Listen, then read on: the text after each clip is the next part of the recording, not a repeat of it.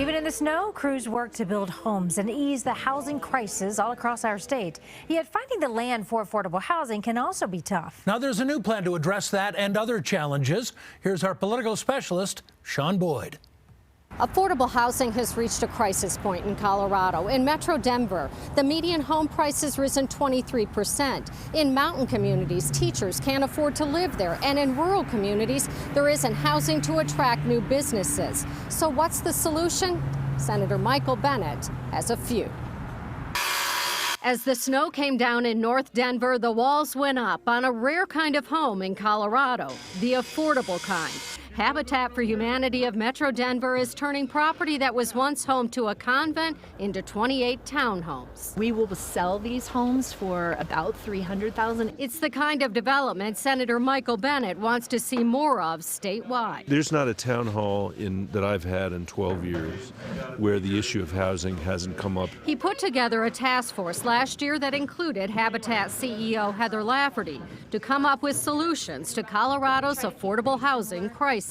We're going to have to think differently at the local level about things like zoning, and at the federal level, we're going to have to think differently about how the money flows. The gap between what it costs to build homes and what people can afford, part of the problem. The cost of wood has gone up 4 times.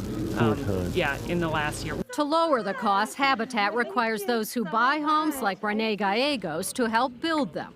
Nail guns, ladders, you name it. It's also partnered with Colorado Community Land Trust, which owns the land, cutting the price of the homes by a third.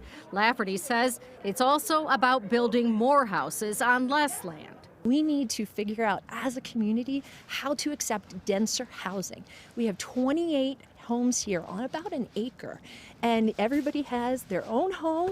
They have, shared space. For Gallegos, a single mom who holds 2 jobs, having a space to call home, something she once thought was out of reach. Here I am today, moving into my 2-bedroom townhome in a community that I grew up in, North Denver. The task force that Senator Bennet set up came up with a long list of recommendations, and they include not only the usual call for financial incentives for development and streamlined zoning codes, but also tax incentives for businesses that set up matching 401k type home savings programs for their employees, allowing those in public housing to purchase their homes, and providing resources to repurpose unused government and commercial properties. And Senator Bennet says plans to act on those recommendations. In Denver, Sean Boyd covering Colorado First.